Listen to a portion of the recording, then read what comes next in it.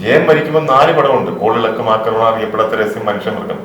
അദ്ദേഹം പെട്ടെന്നുള്ള വിടവാങ്ങലായിരുന്നല്ലോ. ഈ പേര് വിളിച്ചാലും സൗദാമിനി അമ്മേ എന്നൊക്കെ വിളിച്ചാൽ സൗദാമിനി അമ്മ എന്നൊക്കെ വിളിച്ചാൽ സൗദാമിനി അമ്മയാണ്. വിജയാനയുടെ ഒരു മനുഷ്യൻ അറിയിട്ടില്ല, പുള്ളിയെ വിളിച്ചാൽ വന്ന് ചെയ്തു തരും എന്ന് പറയും. അങ്ങനെയാണ് എന്നെ തേടി വരുന്നത്. അവരും പറഞ്ഞു രഹസ്യമായിരിക്കണം, ആരോടും പറയാൻ പാടില്ല, മിണ്ടാൻ പാടില്ല.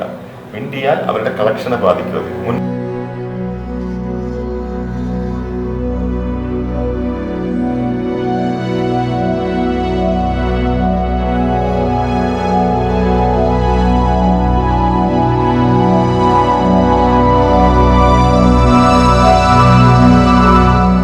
പ്രിയ മാതൃദേശം പ്രേക്ഷകരെ, തെന്നൽ നേരത്തിൽ ഇന്ന് വളരെ പ്രശസ്തനായ ഒരു വ്യക്തിയെ പരിചയപ്പെടുത്തുകയാണ്. ഒരു കലാകാരനാണ് അദ്ദേഹം. നിങ്ങൾ വിചാരിക്കുന്നതിലും ഒരുപാട് ദൂരെ ഉയരത്തിൽ നിൽക്കുന്ന ആളാണ്. നമുക്കറിയാം, ആലപ്പി അഷ്റഫ് ഒരു കാലഘട്ടത്തിൽ മിമിക്രി രംഗത്ത് ഏറ്റവും ശോഭിച്ചു നിന്ന ഒരു കലാകാരൻ, മിമിക്രി കലാകാരൻ മാത്രമല്ല, അദ്ദേഹം അതിനുശേഷം വന്ന കാര്യങ്ങളെല്ലാം നമുക്ക് അദ്ദേഹത്തോട് തന്നെ ചോദിച്ചറിയാം. സ്നേഹപൂർവ്വം സ്വാഗതം ചെയ്യുന്നു. താങ്കൾ കേരള യൂണിവേഴ്സിറ്റി ആയിരുന്ന സമയത്ത്, MG യൂണിവേഴ്സിറ്റിയൊക്കെ വരുന്നതിന് മുൻപ് തന്നെ, അന്ന് ഈ യുവജനോത്സവം നടക്കുന്ന സമയത്ത് താങ്കൾ മിമിക്രിയിലാണ് വന്നിരുന്നത്. അന്ന് തന്നെ കോളേജ് കുട്ടികളുടെ ഹൃദയം കവർന്ന ഒരു ഫേമസ് കലാകാരനായിട്ട് തന്നെ അന്ന് അങ്ങ് ഉണ്ടായിരുന്നു. അത് തുടങ്ങി നമുക്ക് ആരംഭിക്കാം. ഈ യൂണിവേഴ്സിറ്റിയില് ആദ്യം ഉണ്ടായിരുന്ന മോണോ ആക്ട് കഴിഞ്ഞപ്പോൾ, ഈ മോണോ ആക്ട് വരെ ഉള്ളായിരുന്നു പണ്ട്. അതിലാണ് കൊച്ചിൻ ഇനിയിപ്പോൾ അവരൊക്കെ വന്നത്. അത് കഴിഞ്ഞ് യൂണിവേഴ്സിറ്റി ആദ്യമായിട്ട് ഈ ഒന്നായി കിടക്കുന്ന സമയത്ത് മിമിക്രിക്കായിട്ടൊരു മത്സരം വെച്ചു. അപ്പം മിമിക്രി കൂടെ ഇതിലൂടെ ആഡ് ചെയ്തു എല്ലാ മത്സരങ്ങളുടെ കൂടെ. അന്ന് മിമിക്രി എന്ന് പറയുന്ന കല അന്നുമുണ്ട്. പക്ഷെ അതെല്ലാം ഈ പക്ഷികളും പട്ടി, പിന്നെ ട്രെയിന്, അല്ലെങ്കിൽ ഇൻസ്ട്രുമെന്റ്സ്, മ്യൂസിക് ഇൻസ്ട്രുമെന്റ്, ഇതൊക്കെയാണ് എല്ലാവരും കാണിക്കുന്നത്. അപ്പൊ ഞാൻ അതില് ഒരു പുതിയ വഴി കണ്ടെത്തിയത്, ഈ ശബ്ദങ്ങളെല്ലാം ഉപേക്ഷിച്ചിട്ട് സിനിമാ താരങ്ങളുടെ ശബ്ദം, അന്ന് കത്തിച്ചൊലിച്ച് നിൽക്കുന്ന പ്രേമനസീർ, പിമറോട്ടർ, ബസുബോധം, കുട്ടി ശങ്കരാടി, ഇങ്ങനെ ഒരു വലിയ താരനിര ഞാൻ യൂണിവേഴ്സിറ്റി തലത്തിൽ ഒരു മത്സരത്തിൽ അവതരിപ്പിച്ചപ്പോൾ ജനങ്ങൾ അത്ഭുതത്തോടെ കണ്ട് കൈയടിച്ചു. അത് സ്വന്തം മനസ്സിൽ രൂപം ഞാൻ സ്വന്തമായിട്ട് ഉണ്ടാക്കിയത്. ആരും വേറെ ആരും പഠിപ്പിക്കാൻ അങ്ങനെ ഇല്ല, ആരും പഠിപ്പിച്ചാൽ. നമ്മൾ ഈ സിനിമ കണ്ട് അവരെയൊക്കെ ആവിഷ്കരിച്ച് അനുകരിച്ച് പ്രേമനസീർ നടക്കുന്ന പോലെ, പ്രേമനസീർ സംസാരിക്കുന്ന പോലെയൊക്കെ. അതിനൊരു കാരണം കൂടെ ഉണ്ട്. എന്റെ വീട്ടിലൊക്കെ വന്നിട്ട് ഞാൻ ഈ സിനിമയുടെ കഥകൾ പറയുന്ന ഒരു ജോലിയുണ്ട്. അന്നത്തെ കാലത്ത് അടുത്തുള്ളവർക്ക് കൂട്ടുകാരെല്ലാം കഥ ചോദിക്കും. ഇന്നതൊന്നും ഇല്ല. അന്ന് എടാ കഥ എന്താണ് കഥ, അപ്പൊ കഥ അതേപടി പറഞ്ഞു കൊടുക്കണം.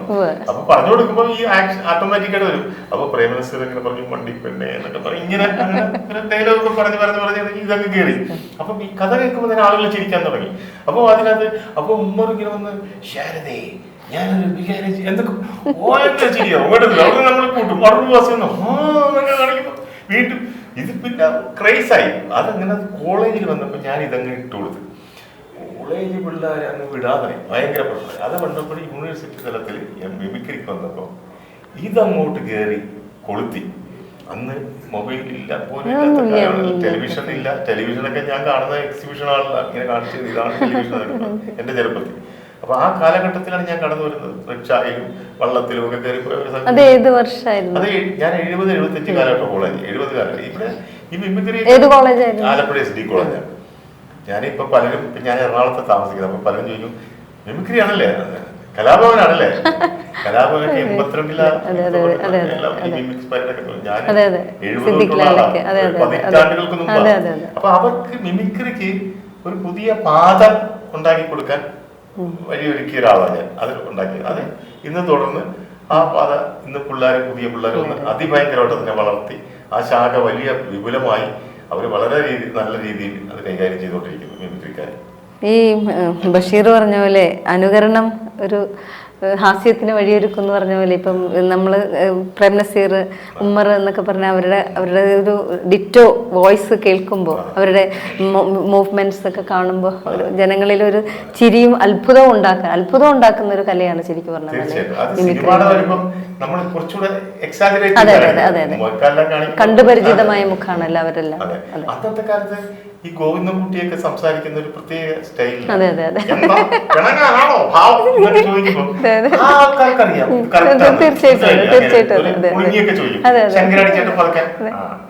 എന്നൊക്കെ പറഞ്ഞ അന്നൊക്കെ ശങ്കരാടിയിലെ കാണിക്കുമ്പോൾ തന്നെ ഞങ്ങള് ഫസ്റ്റ് തുടങ്ങി തന്നെ ഈ മുറുക്കാനൊക്കെ എടുത്ത് ചവച്ചിട്ടൊക്കെയാണ് വെക്കുന്നത്. അതാണ് ഇന്നും അത് തുടർന്നുകൊണ്ടിരിക്കുന്നുണ്ട്. ശങ്കരാടി കാണിക്കുന്നത് വീട്ടില് ഇതിനൊക്കെ എങ്ങനെയാണ് വീട്ടില് പ്രോത്സാഹനം എല്ലായിടത്തും കാണിക്കും. ഇത് കണ്ട് ഇത് കിട്ടിയപ്പോ ഞാൻ ഉൾപ്പെടെ അന്തം വിട്ടു പോയി. യൂണിവേഴ്സിറ്റി തലത്തിൽ പ്രൈസ് കിട്ടിയ പിന്നെ റേഡിയോ, അന്ന് റേഡിയോ മാത്രമേ ഉള്ളൂ മീഡിയ. അപ്പൊ റേഡിയോയിലൂടെ ഇത് യുവവാണിയിലൊക്കെ വന്ന ആളുകൾ, അപ്പൊ റേഡിയോക്കാരെന്നെ വിളിച്ചിട്ട് പറഞ്ഞ അവരുടെ ഒരു പ്രോഗ്രാം പോയിരുന്നു. അവരെ റേഡിയോ സ്റ്റേഷനിലെ സ്റ്റാഫിന്റെ ഒരു പരിപാടിക്ക് ഞാൻ നിങ്ങൾക്ക് വേണ്ടി എന്തോ ഒരു ലെറ്ററുകളോട് വരുന്ന നിങ്ങളുടെ പരിപാടി ഇവിടെ വീണ്ടും വീണ്ടും ഇടാനൊക്കെ വേണ്ടി അന്ന് എനിക്ക് പറഞ്ഞ ഓർമ്മയുണ്ട്. പക്ഷെ ഞാനെന്നൊന്നും അതത്ര വലിയ ഇതായിട്ടില്ല. അങ്ങനെ പൊക്കോണ്ടിരിക്കുന്നു, നമ്മുടെ യാത്ര കൊടുത്തോണ്ടിരിക്കുന്നു.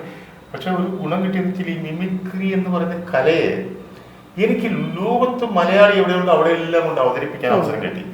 80-82 കാലഘട്ടത്തിലൊക്കെ ഞാൻ US-ലൊക്കെ പോയി. അന്നത്തെ പിള്ളേരും ജനിച്ചിട്ട് പോലില്ല.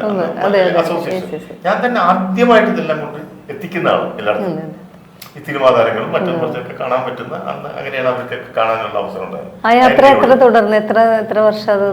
എനിക്ക് തോന്നുന്നു ഞാൻ പിന്നീട് വന്നത് ഈ മിമിക്രി എന്നൊരു ചേഞ്ച് എന്ന് പറയുന്നത് ഡബ്ബിങ്ങിലോട്ട് വന്നു സിനിമ. ഡബ്ബിങ് എന്ന് പറയുന്നത് സാധാരണ വോയിസ് അല്ല. ഒരാള് ഒരു ശബ്ദം ഉള്ള ജനങ്ങൾക്ക് അറിയാവുന്ന, പബ്ലിക്കിന് അറിയാവുന്ന ഒരു സ്ഥിരം വോയിസ് ഒരാളുടെ ഒരു ശബ്ദം, ആ ആള് പെട്ടെന്ന് മരിച്ചു പോയാൽ അയാൾ മരിക്കുമല്ലോ. അപ്പൊ അയാളുടെ പടം ബാക്കി കിടപ്പുണ്ടെങ്കിൽ അത് മലയാള സിനിമയുടെ ചരിത്രത്തെ ആദ്യമായിട്ട് അയാളുടെ പോലെ തന്നെ ഒരു ശബ്ദം കൊടുത്താൽ അത് ജനം അറിയാത്ത രീതിയിൽ കൊണ്ടുവരും. ഇപ്പൊ മരിച്ചു കഴിഞ്ഞാൽ ശബ്ദം എടുക്കാതെ മരിച്ചു പോയാൽ അല്ലെങ്കിൽ വേറെ ആളെ വെച്ചെടുത്താൽ നമ്മൾ PJ ആന്റണി എന്ന് പറയുന്ന ഭാരത അവാർഡ് മേടിച്ച ആദ്യത്തെ നടനാണ്. അദ്ദേഹമാണ് മലയാളത്തിൽ ആദ്യത്തെ ഭാരത അവാർഡ് വാങ്ങുന്നത്. അതിനുശേഷമാണ് നമ്മുടെ മമ്മൂട്ടി ഉൾപ്പെടെ. അപ്പൊ നമ്മള് PJ ആന്റണിയുടെ അവസാന ചിത്രം ചൂള എന്ന് പറയുന്ന ചിത്രമാണ്. അത് പിന്നെ അതിലൂടെയാണ് രവീന്ദ്രൻ സത്യനന്ദിക്കാട് പാട്ട് എഴുതുന്നത്, ജൂബിലി ജോയി ഡിസ്ട്രിബ്യൂഷൻ തുടങ്ങുന്നത്, PJ ആന്റണി നായകൻ. പടം സൂപ്പർ ഹിറ്റാണ്. പക്ഷെ പടം ബ്ലാക്ക് ആൻഡ് വൈറ്റ് ആണ്.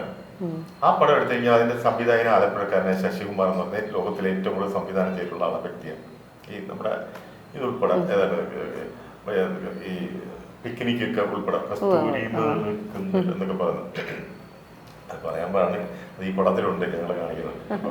അങ്ങനെ വരുമ്പോ ശശികുമാറിന്റെ ആലപ്പുഴയിലുള്ള വീട്ടിൽ നിന്ന് അദ്ദേഹത്തിന്റെ അനിയൻ വിളിച്ചു പറഞ്ഞു, പേടിക്കണ്ട, ശബ്ദം അതുപോലെ തന്നെ കൊടുക്കാൻ ഒരാൾ ആലപ്പുഴയിലുണ്ട്. ഷൂട്ട് കംപ്ലീറ്റഡ് ആയി എല്ലാവരുടെയും ചെയ്ത് കഴിഞ്ഞ് ഇദ്ദേഹത്തിന് മാത്രമേ ഉള്ളൂ ബാലൻസ് എടുക്കാൻ. ഇനി ഷൂട്ടിംഗ് കഴിഞ്ഞ് ഡബ്ബിങ് കഴിഞ്ഞ് ഇനി ഇദ്ദേഹത്തിന്റെ സാധാരണ ഡബ്ബിങ് ഒക്കെ അന്ന് ബാക്കി എല്ലാവരും എടുത്തിട്ടേ നായകന്റെ എടുക്കത്തുള്ളൂ. അങ്ങനെ വെച്ചിരിക്കുകയാണ്. അപ്പോഴാണ് മരണം സംഭവിച്ചത്.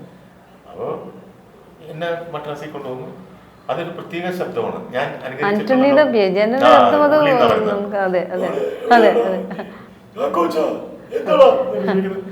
ഉള്ളി അതിന്റെ കൂടെ ക്യാരക്ടറിന് ചുമയും ഉണ്ട്. ഞാൻ ചുമച്ച് പരുവായി അവിടെ കിടന്നു. അതന്നെ 2 ദിവസം കൊണ്ട് തീർത്ത് അത് വളരെ ഭംഗിയായി. അവർക്ക് ഒറ്റ ഡിമാൻഡേ ഉള്ളായിരുന്നു, വെളിയിൽ പറയാൻ പാടില്ല, സീക്രട്ടായി. ആരും അറിയില്ല, ആർക്കും അറിയത്തില്ല, അങ്ങനെ ചിന്തിക്കത്തുമില്ല. ധാരാളം കണ്ട ക്ലീൻ അവരുടെ ശബ്ദമാണ് ജനം അംഗീകരിച്ച് പടം ഹിറ്റായി. അങ്ങനെ ഇരിക്കുമ്പോഴാണ് കുറെ വർഷങ്ങൾക്ക് ശേഷമാണ് ജയന്റെ മരണം ഉണ്ടാകുന്നത്. ജയൻ മരിക്കുമ്പോൾ 4 പടമുണ്ട്. കോളിളക്കം, ആക്രമണം, അറിയപ്പെടാത്ത രഹസ്യം, മനുഷ്യമൃഗം. അദ്ദേഹം പെട്ടെന്നുള്ള വിടവാങ്ങലായിരുന്നല്ലോ ഈ സാഹസികത കാണിച്ചു. അതിനു മുമ്പ് ജയന്റെ സ്വന്തം ശബ്ദമായിരുന്നു. എല്ലാ ജയന്റെ ശബ്ദമല്ലേ സ്വന്തം. അത് പലരും ഞാനാണെന്നൊക്കെ ചോദിക്കുന്നുണ്ട്. ശബ്ദം തന്നെയാണ് അദ്ദേഹത്തിന്റെ. ഞാനൊക്കെ ശ്രദ്ധിക്കപ്പെടുന്നത് തന്നെ അദ്ദേഹത്തിന്റെ ശബ്ദം കേട്ടിട്ടാണ്.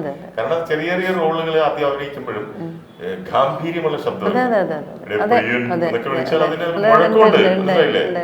പേര് വിളിച്ചാലും സൗദാമിനി അമ്മേ എന്നൊക്കെ വിളിച്ചാൽ സൗദാമിനി അമ്മ എന്നൊക്കെ വിളിച്ചാൽ സൗദാമിനി അമ്മയാണ്, മനസ്സിലായില്ലേ? അപ്പം ആ ഇതൊക്കെ കണ്ട് നമ്മൾ ഞെട്ടിപ്പോയിട്ടുണ്ട്. മറ്റേ നമ്മുടെ എന്താണ് കുതിര ഇത് ചെയ്യുന്ന ശരപഞ്ച അതിനാണ് വിളിയൊക്കെ ഉണ്ട് ഇങ്ങനെ. അപ്പൊ ജയന്റെ ശബ്ദം ഞാൻ നോട്ട് ചെയ്തിട്ടുള്ള കാരണം എനിക്ക് അറിയാതെ മുഴക്കമുള്ള ശബ്ദമാണ് ഇതാണ്. അപ്പൊ ഇതുപോലെ അവർ പറഞ്ഞ് ഒരാളെ അറിയാതെ ചെയ്തിട്ടുണ്ട്, PJ ആന്റണിയുടെ ഒരു മനുഷ്യൻ അറിയിട്ടില്ല, പുള്ളിയെ വിളിച്ചാൽ വന്ന് ചെയ്തു തരും എന്ന് പറഞ്ഞു. അങ്ങനെയാണ് എന്നെ തേടി വരുന്നത്. അവരും പറഞ്ഞു രഹസ്യമായിരിക്കണം, ആരോടും പറയാൻ പാടില്ല, മിണ്ടാൻ പാടില്ല, മിണ്ടിയാൽ അവരുടെ കളക്ഷനെ ബാധിക്കും, അത് മുൻവിധിയോടെ ജനം അത് കറക്റ്റാണ് അവർ പറഞ്ഞത്. ഞാൻ വളരെ സത്യസന്ധമായിട്ട് പോകുന്ന ഒരാളായതുകൊണ്ട് ഞാൻ അതൊന്നും പോയില്ല, ഒന്നിനും പോയില്ല, അവകാശപ്പെടാനും പോയില്ല, ഞാനാണ് ചെയ്യുന്നതെന്ന് അറിയാനും പോയില്ല. ജനമല്ല അത് ജയന്റെയാണെന്ന് വെച്ചിട്ട് കൈയടിച്ചു, കോളിലൊക്കെ കഴിഞ്ഞിട്ട് കണ്ട് അങ്ങനെ ഒരു ചിന്തയെ ആർക്കും പോയിട്ടില്ല. ശബ്ദത്തിന് വളരെ വളരെ പതിറ്റാണ്ടുകൾ 10-30 വർഷം കഴിഞ്ഞാണ് നമ്മളൊക്കെ വെളിപ്പെടുത്തുന്നത്. ആരോ വെളിപ്പെടുത്തിയപ്പോൾ ഞാൻ പറഞ്ഞു അങ്ങനെയാണ് ചെയ്തതല്ല ചോദിക്കും. അല്ലാണ്ട് അവകാശവാദമോ അല്ല ഞാനാണ് മിമിക്രിയിലെ മറ്റേ വലിയ കിങ്, ഞാനാണ് അത് ഉണ്ടാക്കിയത്, ഞാനാണ് ജയിനോടത്ത്, ഞാനാണ് ഇതൊന്നും അവകാശം. നമ്മളൊരു വാക്ക് പറഞ്ഞിട്ടുണ്ടല്ലോ, അത് പാലിക്കുകയും ചെയ്തു. സിമ്പിളായിട്ട് പോകുന്നു. ഇപ്പോഴിങ്ങനെ ചോദിക്കുന്നോണ്ട് ഈ കാര്യങ്ങളൊക്കെ പറയാം. ഇങ്ങനെ 2-3 പടങ്ങൾ വന്നിട്ടുണ്ട്. ഇപ്പൊ പ്രേംനസീറിന്റെ പടയോട്ടത്തില് പ്രേംനസീറിനെ ഞാൻ ചെയ്തില്ല, പടയോട്ടത്തിൽ ഷമ്മി തിലകൻ ചെയ്തു. അത് പിന്നീട് എനിക്ക് ശേഷമാണ് ഇങ്ങനെയൊക്കെ തുടങ്ങിയത്. ഞാൻ ഇതാണ് ഇതിന്റെ വഴി കാണിച്ചു കൊടുക്കുന്നത്, ഇങ്ങനെയും പറ്റും ആളുകൾ. ഇപ്പോഴും പലർക്കും വേണ്ടി പലരും ചെയ്യാറൊക്കെ ഉണ്ടെന്ന് പറഞ്ഞു കേട്ടിട്ടുണ്ട്. അത് ആ പ്രയാണം പിന്നെ സിനിമയിലേക്കുള്ള രംഗം കിട്ടുന്നത്. പിന്നെ ദ്വീപിൽ രാമപേരന്റെ ദ്വീപിൽ കുറച്ച് വർക്ക് ചെയ്യാൻ എനിക്ക് അവസരം കിട്ടി. അതിൽ നായികയുടെ ആംഗളയായിട്ട് ഒരു ക്യാരക്ടർ ഉണ്ട്, അത് വലിയ ക്യാരക്ടറായിരുന്നു. പക്ഷെ അതിന്റെ സെക്കൻഡ് ഷെഡ്യൂൾ വന്നപ്പോ എനിക്കൊരു ആക്സിഡന്റ് ഉണ്ടായി, കാലിലൊക്കെ കുറച്ച് ഫ്രാക്ചർ ആയിക്കണം. ആ സമയത്തായിരുന്നു ബാക്കി ഷൂട്ട്. അതിൽ റോള് ചെറുതായി പോയി, പക്ഷെ എന്നാലും ഉണ്ട് പടത്തില്, ടൈറ്റിലും കാർഡ് എല്ലാത്തിലും ഉണ്ട്. അതാണ് എനിക്ക് ഒരു എക്സ്പീരിയൻസ്. ഒരു മാസത്തോളം മിനിക്കോയി ദ്വീപിൽ പോയി ക്യാമ്പ് ചെയ്യാനും വളരെ ചെറിയ യൂണിറ്റുമായിട്ട്. ജോസ് എന്ന് പറയുന്ന നടൻ അതിൽ നായകനാണ്, രാമപേരൻ സാറാണ് അതിന്റെ സംവിധായകൻ. അപ്പം ആനന്ദക്കുട്ടൻ അതിനകത്ത് അസിസ്റ്റന്റ് ക്യാമറമാനായിട്ട് വരുന്നത്, രാമേന്ദ്ര ബാബു സാറിന്റെ ക്യാമറ. അപ്പൊ അങ്ങനെ വരുന്നു. അങ്ങനെയാണ് ഒരു തുടക്കം, മനസ്സിലായില്ലേ? അങ്ങനെ തുടങ്ങി പിന്നെ ഞാൻ സിനിമയിലേക്ക് വരുന്നു. പിന്നെ ശരിക്കും സിനിമയിലേക്ക് കിടക്കുന്നത് ഞാൻ ഈ പറഞ്ഞുതരാം. ഞാൻ 3 തലമുറകളെ വെച്ച് സിനിമ എടുത്തിട്ടുള്ള ആളാണ്. എന്റെ ആദ്യത്തെ ഞാൻ കോളേജിൽ നിന്ന് ഇറങ്ങുമ്പോൾ ഞാൻ ഒരു പടം ചെയ്യുന്നത് ഒരു മാടപ്രാവിന്റെ കഥ, പ്രേമനസീർ നായകൻ. പ്രേമനസീറിനെ വെച്ച് അടുത്ത പടം വനിതാ പോലീസ്, പ്രേമനസീറിനെ വെച്ച് അടുത്ത പടം മുഖ്യമന്ത്രി. 3 പടം പ്രേമനസീറിന് സംവിധാനം ചെയ്ത ഒരു സംവിധായകനാണ് ഞാൻ. പ്രേമനസീറിനെ വെച്ച്, മമ്മൂട്ടി വെച്ച്, മോഹൻലാലിനെ വെച്ച്. മോഹൻലാലിന്റെ നിന്നിഷ്ടമൊക്കെ അതെ, ആ തലമുറ.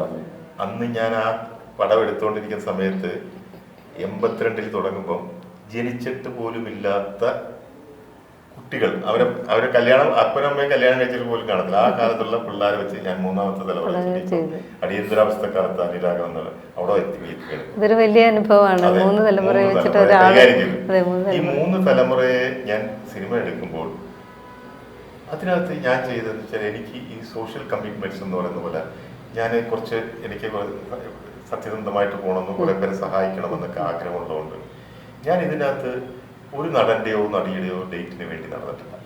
ഞാൻ അതിനൊക്കെ കഴിവുള്ള 100 ആയിരക്കണക്കിന് കലാകാരന്മാർ നമ്മുടെ ഇടയിലുണ്ട്. നമ്മളിപ്പോ കാണുന്ന നടന്മാരെക്കാളും 10 മടങ്ങ് കഴിവുള്ളവരുണ്ട്, പക്ഷെ അറിയപ്പെടാതെ കിടക്കുകയാണ്. അതിൽ നിന്ന് പലരെയും ഞാൻ കണ്ടെത്തുകയായിരുന്നു. കുറച്ച് സ്ട്രെയിൻ എടുത്തു, കുറച്ച് പെയിൻ എടുത്തു.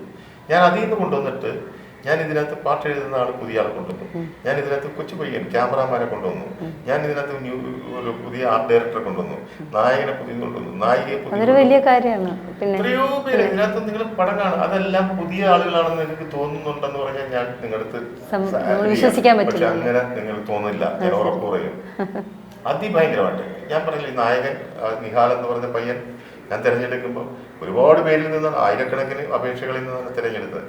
കാര്യം അവന്റെ ഇത് കണ്ടിട്ടാണ്, അവന്റെ എന്താ ഫൈറ്റിലൊക്കെയുള്ള കഴിവ്. ഞാൻ ഇപ്പോഴും ഈ ചാനലിൽ ഇരുന്ന് പറയുന്നത്, നിങ്ങൾ ഓർത്തോ, ഇത്രയും ചെറുപ്പത്തിലുള്ള ഒരു പയ്യൻ, 22 വയസ്സല്ല കാണത്തുള്ള പയ്യൻ, അത്രയുമുള്ളൊരു ന്യൂ ജെൻ പയ്യൻ ഇതുപോലെ ആക്ഷൻ ചെയ്യാൻ മലയാളത്തില് ഇന്ന് സൂപ്പർ സ്റ്റാർ തൊട്ട് താഴെ വരെയുള്ള ഒരു ഒറ്റ മനുഷ്യനെ കാണത്തില്ല. വെല്ലുവിളിച്ച് ഞാൻ പറയുന്നു, ചലഞ്ച് ചെയ്ത് പറയുന്നു. ഒരു ഡൂപ്പോകിപ്പോ ഒന്നുമില്ലാതെ അവരെടുക്കുന്ന റിസ്കുകൾ കണ്ട് ഞാൻ ഞെട്ടിപ്പോയി. അത്രത്തോളം ഈ ഫൈറ്റ് മാസ്റ്റർ പറഞ്ഞ എന്റെ ജീവിതത്തിൽ ഞാൻ ഇങ്ങനെ കണ്ടിട്ടില്ല. നിങ്ങൾ വിചാരിക്കാത്ത രീതിയിലൊക്കെ നമ്മൾ ചെയ്യുന്ന ഒരു കാര്യം ചോദിച്ചോട്ടെ, ഇപ്പൊ 3 തലമുറ വെച്ച് സിനിമ ചെയ്തു എന്ന് പറയുന്നത്, അതൊന്നും അതിന്റെ ഒരു ഡിഫറൻസ് എന്താണ് താങ്കൾക്ക് അനുഭവപ്പെട്ടത്? ഇപ്പൊ പ്രേംനസീർ, അതിനുശേഷം മമ്മൂട്ടി, മോഹൻലാൽ, നമ്മൾ അതനുസരിച്ച് മാറണം, അത്രേ ഉള്ളൂ. പക്ഷെ ഈ സിനിമ ഇതിലും ഇവരുടെ പെരുമാറ്റ രീതി അല്ലെങ്കിൽ ഇവരുടെ ഇൻവോൾവ്മെന്റ്, ഇവരൊക്കെ ഇതെല്ലാം ഇവര് ജോലി ചെയ്യാൻ വന്നിരിക്കുന്നവരാണ്. ഇവരെല്ലാം ഞാൻ തെരഞ്ഞെടുത്തിരിക്കുന്നവരൊക്കെ അവരെല്ലാം വളരെ അനുസരണയോടുകൂടി നമ്മുടെ എന്താണ് ഞാനൊരു സീനിയർ ആളായതുകൊണ്ട് അവര് അല്ലാതെ ഒരു അനാവശ്യത്തിനൊന്നും വരുന്നില്ല. നമ്മൾ എന്ത് പറയുന്നത് അതനുസരിച്ച് നസീറുമായിട്ടുള്ള അനുഭവം ഒന്ന് പറയാമോ? നസീർ സാറ് അതെ എനിക്ക് ആദ്യമായിട്ട് ഞാനന്ന് നിങ്ങൾ പറഞ്ഞ പോലെ ഒരു സമയത്ത് കോളേജ് പിള്ളേരുടെ ഇടയിൽ ഞാൻ വലിയ ആരമായിരുന്നു പറഞ്ഞല്ലോ, അത് കണ്ടിട്ടാണ് എനിക്ക് അദ്ദേഹം ഡേറ്റ് ചെയ്തത്. ആദ്യം എന്റെ പ്രശസ്തി വന്നത്തെ കലാകാരൻ എന്നുള്ള ഒരു അംഗീകാരം എനിക്ക് കിട്ടിയത് യൂണിവേഴ്സിറ്റി തലത്തിൽ എന്നെ സെനറ്റ് മെമ്പർ സ്ഥാനം തന്ന് എന്നെ ആദരിച്ചു. കേരള യൂണിവേഴ്സിറ്റി സെനറ്റ് മെമ്പർ കലാകാരന്മാരുടെ പ്രതിനിധിയായിട്ട് തിരഞ്ഞെടുത്തു. ഞാൻ തെറ്റിപ്പോയി. കാരണം യൂണിവേഴ്സിറ്റി തലത്തിൽ ആലോചിക്കണം, ഭരതനാട്യവും വർഷങ്ങളോളം ജീവിതം മുഴുവൻ എടുത്ത് ഭാരതവും അതും ഇതും കുച്ചിപ്പുടിയും എത്ര സ്ട്രെയിൻ എടുത്ത് ഡാൻസുകാരും ഇവരൊക്കെ ഉള്ള സ്ഥലത്താണ് നൂറുകണക്കിന് പിള്ളേരുടെ ഇടയിലാണ് ഞാൻ പെട്ടെന്ന് വന്ന് എനിക്ക് അപ്പൊ ആ പോപ്പുലാരിറ്റി വെച്ച് പുള്ളി ഡേറ്റ് തരുന്നു, പൈസ മേടിക്കുന്നു, അഡ്വാൻസ് ചെയ്യുന്നു.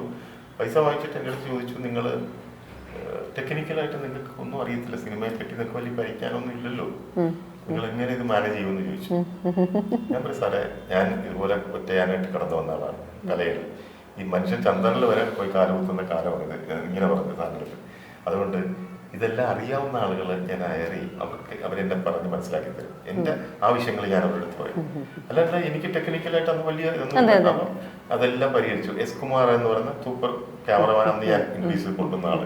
അത് ആ പടത്തിലെ എസ് കുമാറായിരുന്നു. ഞാൻ ഇംഗ്ലീഷിലായിരുന്നു ഒരു പടം ചെയ്തിട്ടുള്ളത്. അപ്പൊ അദ്ദേഹം വന്നു കണ്ട് പടം ഭയങ്കര ഹിറ്റ്. അപ്പൊ അടുത്ത ഡേറ്റ് ആയിരുന്നു, പിന്നെ അത് ഹിറ്റ്, അടുത്ത ഡേറ്റ് ആയിരുന്നു. പിന്നെ ഞാനിങ്ങനെ റൂട്ട് മാറി പുതിയ സ്ഥലം ഇതിലോട്ടൊക്കെ പോയി കുറെ പടങ്ങൾ അങ്ങനെ ചെയ്തു. ഇടയ്ക്കൊന്ന് തമിഴിൽ പോയി അങ്ങനെയൊക്കെ പോയി. പലതിലും ഞാൻ ചെയ്തിട്ടുണ്ട്, ഡിസ്ട്രിബ്യൂഷൻ ചെയ്തിട്ടുണ്ട്. ഞാനൊരു മേഖലകളില്ല. പക്ഷെ എനിക്ക് അതിനകത്തുള്ള അംഗീകാരമോ കുതിച്ച് ഉയർച്ചയോ ഒന്നും ഉണ്ടായിട്ടില്ല. അതും വേറെ ദുഃഖകരമായ സംഭവം കിടപ്പുണ്ട്.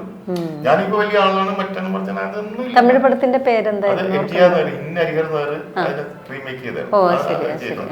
അങ്ങനെ സൂപ്പർ വലിയ ബാനറാണ് സൂപ്പർ കുട്ടി ചൗധരിയുടെ പടം. അതൊക്കെ വലിയ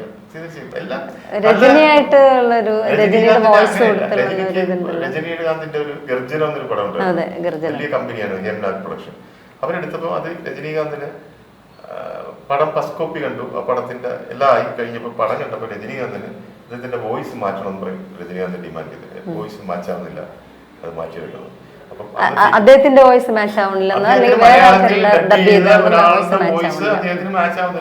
അദ്ദേഹം ആ സിനിമ കണ്ടപ്പോൾ അദ്ദേഹത്തിന് തോന്നിയിട്ട് നിർമ്മാതാക്കളുടെ വോയിസ് ശരിയല്ല, വോയിസ് മാറ്റണം പറഞ്ഞു. രജനീകാന്ത് പറയാൻ മാറ്റാതിരിക്കാൻ പറ്റില്ല. ഫിലിമിലാ, ഈ ഫിലിമിൽ ഇതിന്റെ 10 എല്ലാം കൂടെ കയറ്റി രണ്ടാമത് ഈ ഫിലിമിലോട്ട് കയറ്റി മിക്സ് ചെയ്ത് മറ്റേ ഇന്നാണെങ്കിൽ എടുത്ത് മാറ്റിയിട്ട് അപ്പം മാറ്റാം. അപ്പോഴത്തേക്ക് രജനീകാന്ത് ഇവരെന്ത് ചെയ്യണമെന്ന് അറിയാൻ പാടില്ല. അപ്പൊ അവർക്ക് വീണ്ടും ആരോ പറഞ്ഞെടുത്ത് ഇങ്ങനെ ജയനൊക്കെ ചെയ്ത ഒരാളുണ്ട്, പി ജയനെനിക്ക് ജയനൊക്കെ വേണ്ടി ശബ്ദം കൊടുത്തതാണ്. അപ്പൊ എങ്ങനെ വിളിച്ചു വരുന്നത്. അപ്പൊ അവര് ഡിമാൻഡ് പറഞ്ഞു, ഇത് ഇനി നിങ്ങളും ചെയ്തിട്ട് രജനീകാന്ത് പറയുന്നത് അതും പറ്റത്തില്ല, എനിക്ക് മാറ്റണം എന്ന് പറഞ്ഞാൽ ഞങ്ങൾ കുഴയത്തേ ഉള്ളൂ, ഇപ്പൊ തന്നെ ലക്ഷക്കണക്കിന് രൂപ നമുക്ക് നഷ്ടമാണ് കഴിച്ചിട്ട്. ഇനി അത് പറഞ്ഞാൽ ഞങ്ങൾ കുഴപ്പമാവും. അതുകൊണ്ട് ഒരു കാര്യം ചെയ്യാം, രജനീകാന്ത് അപ്രൂവൽ നിങ്ങളുടെ വോയിസ് കേട്ടിട്ട് എന്നിട്ട് ഞങ്ങൾ ചെയ്യത്തുള്ളൂ പറയും. അങ്ങനെ രജനീകാന്തിന്റെ മുമ്പിൽ ഇത് എന്റെ പ്രകടനം കൂടെ കാണിച്ചു വെച്ചാൽ അദ്ദേഹത്തിന്റെ ഡയലോഗൊക്കെ പറഞ്ഞു. ആ ഡബിങ് തിയേറ്ററിൽ വന്ന് അദ്ദേഹം വന്ന് അതിനുവേണ്ടി അവരുടെ ജോലിയാണല്ലോ. അപ്പൊ അദ്ദേഹം വന്നു, ഇത് കേട്ടു, അദ്ദേഹം ഓക്കെ വെച്ചു, അങ്ങനെ ചെയ്തു. അല്ലാണ്ട് മലയാളം അറിയത്തില്ല. ഇല്ല, അദ്ദേഹത്തിന് പറഞ്ഞ് അധികം സംസാരിച്ചൊന്നുമില്ല. ഇങ്ങനെ ആരംഭിക്കാൻ തുടങ്ങാൻ പറഞ്ഞു. ഒരു സീനിട്ട് അത് കോർട്ടിൽ എന്തോ പറയുന്നത് അതുപോലെ പറഞ്ഞ് സിനിമയായിട്ടുള്ള ഈ ബന്ധത്തിൽ നിന്ന് താങ്കൾക്ക് ഇപ്പോൾ ഈ പഴയ ജനറേഷൻ്റെ 3 ജനറേഷൻ്റെ എടുത്തു എന്ന് പറഞ്ഞല്ലോ, ഇപ്പോൾ പുതിയ കുട്ടികളെ വെച്ചിട്ട് പ്രോഗ്രാം ചെയ്യുന്നത്, സിനിമ ചെയ്യുന്നതെന്ന് പറഞ്ഞു, പുതിയ കുട്ടികളുടെ അവരുടെ അപ്രോച്ച് എന്താണ് സിനിമയായിട്ടുള്ള? പുതിയ കുട്ടികൾ ഞാൻ നേരത്തെ പറഞ്ഞല്ലോ, ഇനി ഞാനിപ്പോൾ ഒരു പടം കൂടെ കമ്മിറ്റ് ചെയ്തിട്ടുണ്ട്. ഈ പടത്തിന്റെ വർക്കൊക്കെ കണ്ടിട്ട് പഴയ നിർമ്മാതാവ്, അതായത് അവൾ വിശ്വസ്തയായിരുന്നു. പുതിയ പടത്തിന്റെ പേര്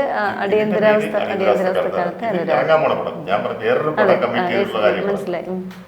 ആ പടം ഒരു പഴയ നിർമ്മാതാവ്, ഒരുപാട് പടങ്ങൾ അദ്ദേഹം എനിക്ക് അഡ്വാൻസ് ഒക്കെ തന്ന് കമ്മിറ്റ് ചെയ്തിട്ട് പറഞ്ഞു, ഞാൻ പിന്നീട് പറഞ്ഞ ഈ പടം ഓടിയിട്ടാണ് അല്ലെങ്കിൽ ഓടിയില്ലെങ്കിൽ അതൊന്നും ബാധകമല്ല, നിങ്ങളൊരു പടം ചെയ്യണം പറയാം എനിക്ക്. അപ്പൊ ഞാൻ പറയുന്നു പുതിയ ആളുകളെ കൊണ്ടാണ്.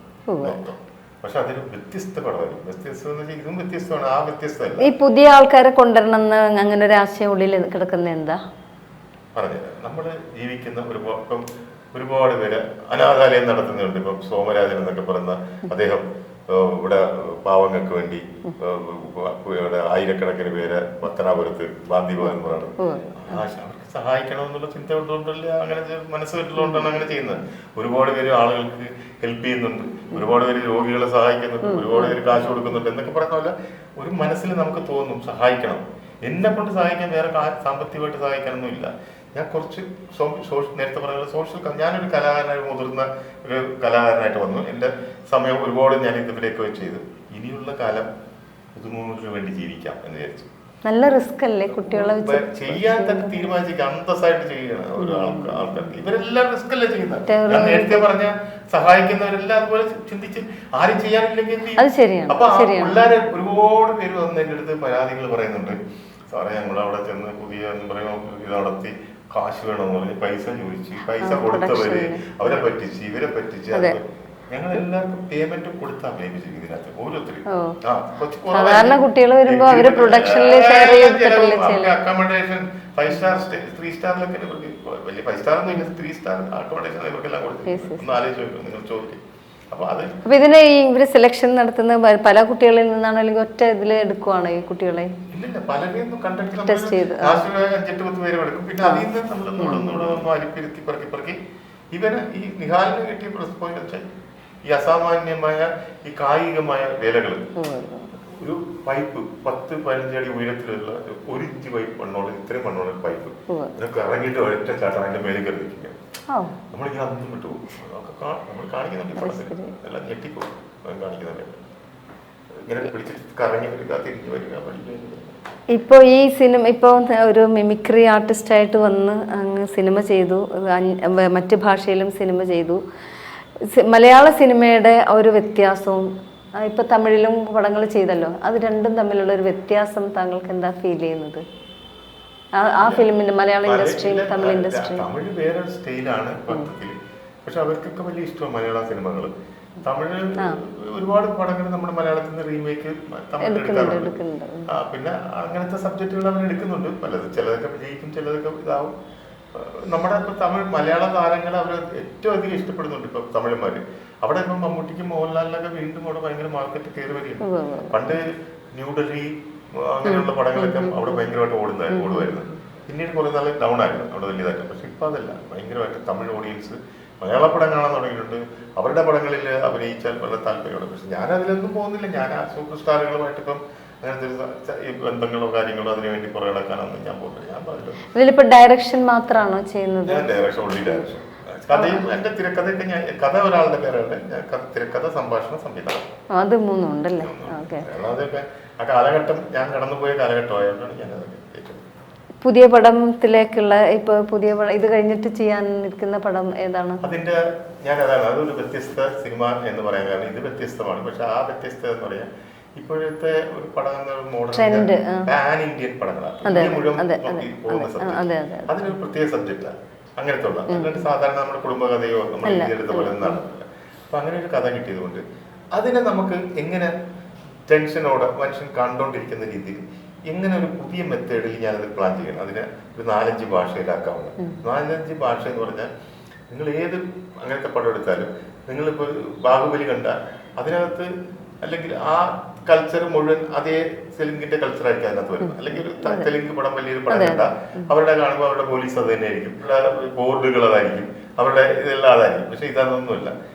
നമ്മുടെ ഓരോ വെർഷനും അതാത് സ്ഥലത്തിന്റെ ഒറിജിനൽ ഇത് കാണിക്കുന്നത്. അതിനൊരു അഡീഷണൽ 10 ദിവസം ഷൂട്ടിങ്, അതിനൊരു അഡീഷണൽ എല്ലാത്തിനും ഓരോ അസോസിയേറ്റ് ഡയറക്ടേഴ്സ് അങ്ങനെയൊക്കെ വെച്ചിട്ട് ഒരു ചെറിയ ലിമിറ്റഡ് ഫണ്ടിൽ വെച്ചിട്ട് നമ്മൾ അങ്ങനെ ഒരു പരിപാടിയാണ്. അപ്പം 5 പടം ഒറ്റയടിക്ക് ഇങ്ങോട്ട് മാറ്റി മാറ്റി കൊടുക്കുന്നത്, ഹിന്ദി, തമിഴ്, തെലുങ്ക്, കന്നഡ, മലയാളം. അപ്പൊ അത് ഞാനൊരു പുതിയ മെത്തേഡിൽ ഒരുപാട് ഹോംവർക്കും ഒരുപാട് സ്ട്രെയിനും പെയിനും ഒക്കെ എടുത്ത് ചെയ്തു വരുന്ന ഒരു പുതിയ മെത്തേഡിലേക്ക് കടക്കാൻ പോകുകയാണ്. അതും ഞാൻ പുതിയ ആളുകളിലേക്ക് കൊണ്ടുവന്ന് കുറച്ച് ഫീൽ ചെയ്യും. ആക്ടേഴ്സിന് മാത്രമാണോ അല്ലെങ്കിൽ മ്യൂസിക് കമ്പോസേഴ്സ്, ലിറിസിസ്റ്റ് അവരൊക്കെ പുതുമുഖങ്ങളെ ഞാൻ കൊണ്ടുവന്നിരിക്കുന്ന മ്യൂസിക് ഡയറക്ടർ എന്ന് പറയാൻ പുതിയ ആളെന്ന് പറഞ്ഞാൽ ജയരാജ് എന്ന് പറഞ്ഞ പുനലൂർകാരനാണ്. അയാള് എന്ന് പറയുന്നത് നമ്മുടെ ഒരാളെ കണ്ടിട്ട് ചുമ്മാ വിളിച്ച് നീ വന്ന് മ്യൂസിക് ചെയ്യുന്ന കൊടുത്തല്ല. അയാളുടെ അച്ഛൻ്റെ അപ്പൂപ്പനാണ്, അച്ഛൻ്റെ അച്ഛനാണ് KPSC തുടങ്ങുമ്പോൾ ദേവരാജൻ മാസ്റ്റർക്ക് മുൻപ് വന്ന മ്യൂസിക് ഡയറക്ടറാണ്, രാമസ്വാമി അങ്ങനത്തെ പേരാണ്. അയാളുടെ അച്ഛൻ വലിയൊരു സംഗീതജ്ഞനാണ്, കച്ചേരി സംഗീതം. ഇയാള് ചെറുപ്പക്കാരനാണ്, 10-25 വയസ്സുള്ളൂ. പക്ഷെ അയാള് ഇന്ന് 400 പിള്ളേരുടെ ഒരു ആ പാരമ്പര്യം 90 വർഷമായിട്ട് നടത്തുന്ന ഇൻസ്റ്റിറ്റ്യൂട്ടിൽ നിന്ന് ഇത്രയും പിള്ളേരെ വെച്ച് നടത്തുന്ന ഒരു മ്യൂസീഷ്യനാണ് അദ്ദേഹത്തിന്. അയാൾ ഈ യൂണിവേഴ്സിറ്റി തലത്തിൽ എന്തോ കണ്ടപ്പോഴാണ് മാർക്കിടാനൊക്കെ പോകുന്ന പുള്ളിയാണ് ഈ പാട്ടിന്റെ ഒക്കെ. അങ്ങനെ ഞാനും എന്താ മിമിക്രിക്ക് അവിടെ വെച്ചാണ് ഞങ്ങൾ പരിചയപ്പെടുന്നത്. പുള്ളി പാട്ട് കേൾക്കുന്നത്, പുള്ളിയുടെ കഴിവ് കണ്ടിട്ടാണ് ഞാൻ കൊടുക്കുന്നത്. ഇതിന് അർഹനാണ് അവർ 100%, 100%. അയാൾക്ക് വേറെ പടം കിട്ടി, 2 പടം വേറെ കിട്ടി, ഇത് കൊടുത്തിട്ട് ഞാൻ കൊടുത്തേക്കും. അപ്പൊ ഞാൻ പറഞ്ഞ പോലെ ഈ പുതിയ ആളുകളെ കഴിവുള്ളവരെ കൊണ്ടുവന്നിട്ട് അവർക്കൊരു വഴി തുറന്നു കൊടുക്കുക, അവർക്കൊരു ചവിട്ടുപടി ഞാൻ ഉണ്ടാക്കി കൊടുക്കുക കയറിപ്പോ. അത് എന്നെ കൊണ്ട് സാധിക്കും, അത് ഞാൻ ചെയ്തിരിക്കും. അത് തോന്നാൻ കാരണം അങ്ങനെ തോന്നും, അത് തന്നെ ചെയ്യണമെന്നുള്ളത്. പുതിയ പ്രതിഭകളെ കണ്ടെത്തി അവരെ ജനങ്ങൾക്ക് മുൻപിൽ അവതരിപ്പിക്കുക എന്നുള്ളതും കൂടിയുണ്ട്. ഇനി സിനിമയുടെ കഥകൾ തിരഞ്ഞെടുക്കുന്നതിൽ ഇപ്പോൾ താങ്കൾക്ക് വല്ല പ്രത്യേക മാനദണ്ഡങ്ങൾ, ഇത് കുടുംബചിത്രമായിരിക്കണം, അല്ലെങ്കിൽ ഫിക്ഷൻ ആയിരിക്കണം, അല്ലെങ്കിൽ അങ്ങനെ എന്തെങ്കിലും? ഇല്ല, അതിൻ്റെ അത് ഞാൻ പണ്ടൊന്നും അങ്ങനെ ശ്രദ്ധിച്ചിട്ടൊന്നുമില്ല. പക്ഷെ ഇനി വളരെ കെയർഫുൾ ആയിട്ട് ഓരോ കാര്യങ്ങൾ പോയാലേ നടക്കുള്ളൂ. ഇനിയുള്ള കാലത്ത് അന്നൊക്കെ ചുമ്മാ ഉഴപ്പിയാണ് സിനിമ ചെയ്തിരുന്നത് ഒരു കാലഘട്ടം. ഞാൻ അത്രയും വലിയ ഗൗരവമായിട്ടുള്ള ഓരോ കാര്യങ്ങളും വളരെ ഗൗരവമായിട്ടും വളരെ സീരിയസ് ആയിട്ടും ഇവരെയൊക്കെ തിരഞ്ഞെടുക്കുന്നതിലായാലും ആ ചെയ്യുന്നതായാലും ഒരുപാട് ഹോംവർക്ക് ചെയ്തും ഒരുപാട് കഷ്ടപ്പെട്ടും ഒരുപാട് ത്യാഗം എടുത്തൊക്കെ ചെയ്യത്തുള്ളൂ ഇനി ചെയ്യുന്ന പടങ്ങൾ. അത് ചുമ്മാ തല്ലിക്കൂട്ടൽ പരിപാടിക്ക് നിൽക്കത്തില്ല. ഇനി അവരവരുടെ കഴിവ് എന്തെങ്കിലും ഇപ്പൊ അവരവർ ചെയ്യുന്ന സിനിമയിൽ ഉപയോഗിക്കുന്നുണ്ടോ? ഞാൻ ഇതിനകത്തൊരു ക്യാരക്ടർ അഭിനയിച്ചിട്ടുണ്ട്. ഓ ശരി, ശരി. അഭിനയം നേരത്തെ ഉണ്ടായിരുന്നോ? ഞാൻ ചെറിയ റോളൊക്കെ ചെയ്യുമായിരുന്നു. ഇതിനകത്തൊരു ചെറിയ റോൾ ചെയ്തിട്ടുണ്ട്. പക്ഷെ അത് വളരെ ഇമ്പോർട്ടന്റ് ആയ ഒരു ക്യാരക്ടറാണ്. അന്നത്തെ കാലത്ത്, എന്റെ കാലത്ത് ഒരു SI ഉണ്ടായിരുന്നു. അയാൾ ആളുകളെ അടിക്കുക പിടിക്കുന്നതിന് പകരം തൊഴിക്കുക ചെയ്യുന്നത്. ഒറ്റ തൊഴിക്ക് മൂത്രമൊഴിച്ചു പോകും, ഒരു ഒറ്റ നാവിയൊക്കെ ചവിട്ടും. അന്നത്തെ കാലത്ത് ചോദിക്കാൻ അടിയുന്ന രാസയ്ക്കുള്ള ആരോഗ്യം. അപ്പൊ അങ്ങനത്തെ ഒരു SI ഉണ്ടായിരുന്നു. ആ ക്യാരക്ടറിനെ ഞാൻ ഇങ്ങനെ കൊണ്ടുവന്നിട്ടുണ്ട്, തൊഴിയൻ തോമ. എല്ലാവരും തൊഴിക്കത്തേ ഉള്ളൂ. അപ്പൊ ആ ക്യാരക്ടർ ഞാനാ ചെയ്തത്. ഞാൻ ഈശയൊക്കെ സ്റ്റൈലായിട്ടൊക്കെ വെച്ചിങ്ങനെ ആ റോൾ ചെയ്തിട്ടുണ്ട്. അപ്പൊ ഈശയാണെങ്കിൽ പൊക്കിയും വെക്കാം, താത്തയും ചെയ്യാം. അപ്പം ഇപ്പം അതല്ലാതെ വേറെ പടങ്ങളിൽ ചെയ്തിട്ടുണ്ടോ? ഇത് തന്നെ നല്ല ഭാരം ഉണ്ടല്ലേ, നല്ലൊരു പണിയുണ്ട്, സംവിധാനം നല്ല പണിയുണ്ട്. എല്ലാം കൂടി ചെയ്യാനായിട്ട് പറ്റില്ല, അത് മാനേജ് ചെയ്തുകൊണ്ട് പോകാൻ പറ്റില്ലേ. എന്തായാലും നമ്മുടെ കൂടെ കുറെ ആൾക്കാർ. അത് ശരി. ഇതല്ലാതെ വേറെ ഇപ്പൊ ഈ കാലഘട്ടത്തിൽ ആരെങ്കിലും വേറെ സിനിമയിൽ അഭിനയിക്കാൻ വിളിച്ചിട്ടുണ്ടോ?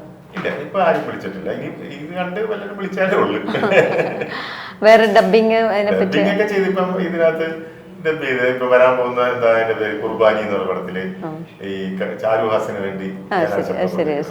പിന്നെ ബാഹുബലിയിൽ ഞാൻ എന്താ മറ്റേ കോമഡി ചെയ്യുന്നൊരു രാജകുമാരനുണ്ട്, രവി വർമ്മ. അതെന്റെ ശബ്ദമാണ്. ഞങ്ങൾ അറിയുന്നില്ല, പ്രേക്ഷകർക്ക് ഇതൊന്നും അറിയാൻ പറ്റുന്നില്ല കേട്ടോ. അതുകൊണ്ടാണ് അപ്പൊ ചെയ്തതൊന്നും പറഞ്ഞാൽ നന്നായിരിക്കും. ഞാൻ ചെയ്തിട്ടുണ്ട്. അതൊക്കെ ഇതുപോലെ വിളിക്കാം. പിന്നെ ഈ ഇപ്പൊ ഇതിൽ കുർബാനി ചെയ്തെന്ന് പറഞ്ഞാൽ ചാരുഹാസൻ അന്നൊക്കെയാണ് മലയാളത്തിൽ അഭിനയിച്ചോണ്ടിരുന്നത്. അന്നൊക്കെ എന്റെ വോയിസാണ് ഉപയോഗിച്ചത്. ഇതൊന്നും ഞങ്ങൾക്കറിയില്ല, പ്രേക്ഷകരൊന്നും അറിയില്ല. അഥർവം എന്നൊക്കെ മന്ത്രമൊക്കെ ചൊല്ലുന്നില്ല ഞാനാ, സംസ്കൃത മന്ത്രങ്ങൾ. പിന്നെ ഇതൊരു ക്രിസ്ത്യൻ മൂവിയാണ്. ഇതൊരു ക്രിസ്ത്യൻ മൂവി, 100% ക്രിസ്ത്യൻ. ഇതിനകത്ത് 2 ക്രിസ്ത്യൻ ഡിവോഷണൽ സോങ്സ് ഉണ്ട്. ഒന്ന് പാടിയിരിക്കുന്നത് ശ്രേയാ ഘോഷല.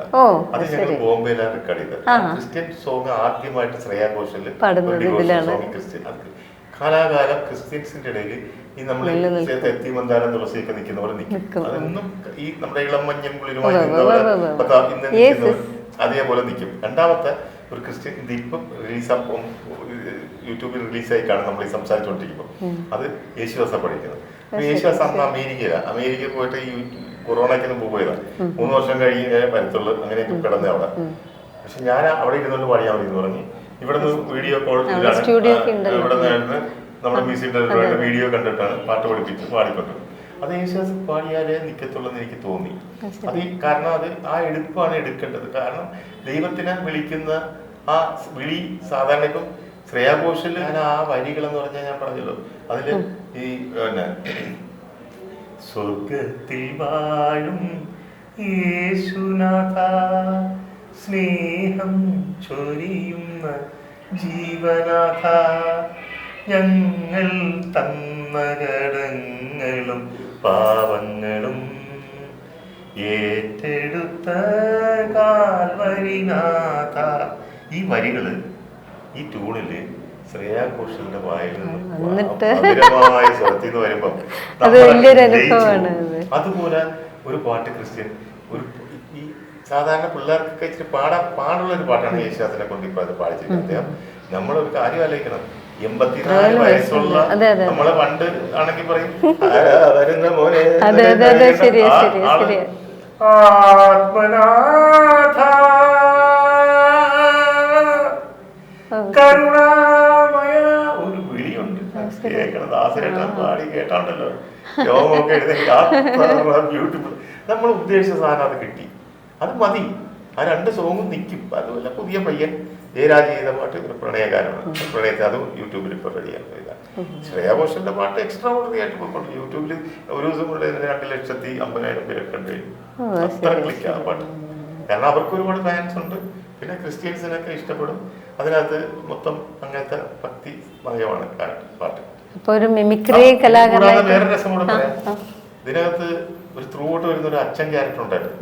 അപ്പൊ ഞാൻ ഈ തെരഞ്ഞെടുത്തേക്ക് ഇപ്പൊ ഞാൻ പറഞ്ഞില്ലേ, ഒരു ക്രിസ്തുവിന്റെ വേഷം ചെയ്യുന്ന ഒരാളുടെ കഥയാണ് ഇതിനകത്ത്. ഈ നായകന്റെ അപ്പൻ അയാൾ ബൈബിൾ നാടകത്തെ അഭിനയിക്കുന്നത്. അപ്പൊ ക്രിസ്തുവിനെ പോലെ തന്നെ തോന്നുന്ന ഒരു മുടിയൊക്കെ വളർത്തിയ ഒരു പയ്യനെ ഞാൻ കണ്ട് നടത്തിയ അഭിനയം. അങ്ങനെയാണ് കണ്ട ഒരു ലുക്കുണ്ട്. അങ്ങനെയാണ് സെലക്ട് ചെയ്യുന്നത്. ലാസ്റ്റ് സപ്പർ ഒരു നാടകത്തിൽ കാണിക്കുന്നുണ്ട് തിരുവത്താഴം. യേശു കർത്താവിന്റെ അപ്പുറത്ത് 6 പേര് ഇപ്പുറത്ത് 6 പേര്. നമ്മൾ ഈ ഫോട്ടോയിലൊക്കെ കാണുമ്പോൾ കുറെ താടിക്കാരും ഒക്കെ ഇങ്ങനെ യേശുവിനെ നോക്കിക്കൊണ്ടിരിക്കും ഞങ്ങള്. അപ്പൊ ഞാൻ സാധാരണ ചെയ്യണമെങ്കിൽ കുറെ മേക്കപ്പ് വന്ന് കുറെ താടിയൊക്കെ വെച്ചിട്ട് കുറെ പേര് നായൊക്കെ വെച്ചിട്ട് എങ്ങനെ ഇരിക്കും. ഞാൻ പറഞ്ഞു ഫേസ്ബുക്കിൽ കൊടുത്തു, എനിക്ക് ഈ രൂപത്തിലുള്ള കുറെ ആളുകൾ വേണമെന്ന് പറയും. 1000കണക്കിന് ഫോട്ടോകൾ അതിൽ നിന്ന് 12 പേരെ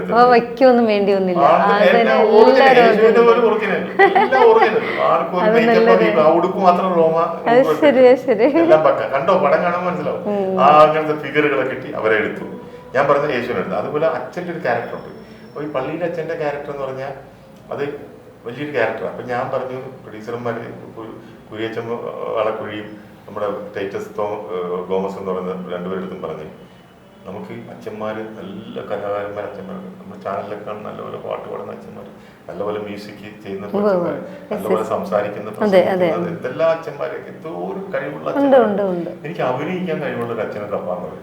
അങ്ങനെ തപ്പിയെടുത്തത് ഒരു പോൾ അമ്പുക്കൻ എന്ന് പറഞ്ഞ എറണാകുളം രൂപതയുടെ കീഴിൽ ഒരു പള്ളിയിലെ വികാരി.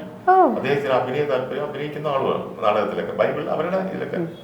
അങ്ങനെ അച്ഛനെ പോയി കണ്ടു. അച്ഛനെ പിന്നെ സഭയുടെ പെർമിഷൻ മേടിച്ച്, ഒരുപാട് റിസ്ക് ഉണ്ട് അതിനകത്ത് എല്ലാം ചെയ്ത് സഭയിലൊക്കെ ചെന്ന് പിതാക്കന്മാരെ കണ്ട് പെർമിഷൻ മേടിച്ച് കാര്യങ്ങൾ മേടിച്ച് ആ അച്ഛനെ അഭിനയിപ്പിച്ചു. ആ അച്ഛനാണ് അച്ഛൻ്റെ ഒറിജിനൽ അച്ഛൻ തന്നെ അഭിനയിച്ചു.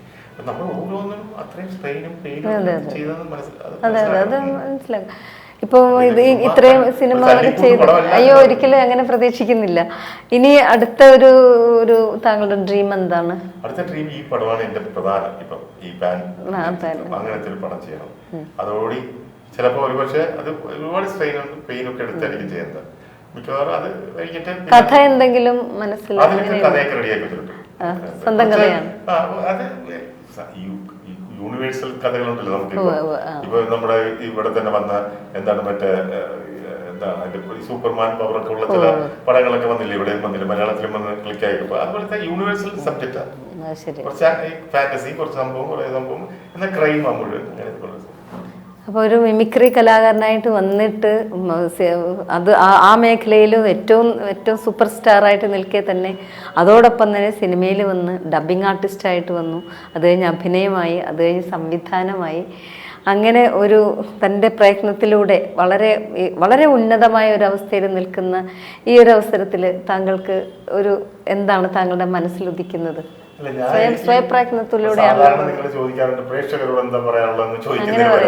ഞാൻ പറയുന്നത് ഇതിനകത്ത് എനിക്ക് പറയാനുള്ളത്, ഞാൻ പറഞ്ഞല്ലോ, ഒരു പറ്റം കലാകാരന്മാരെ, കഴിവുള്ള കലാകാരന്മാർക്ക് ഒരു പുതിയ പാത ഒരുക്കിക്കൊണ്ട് അവർക്കൊരു ചവിട്ട് പൊടിക്കാൻ ഉണ്ടാക്കുകയാണ്.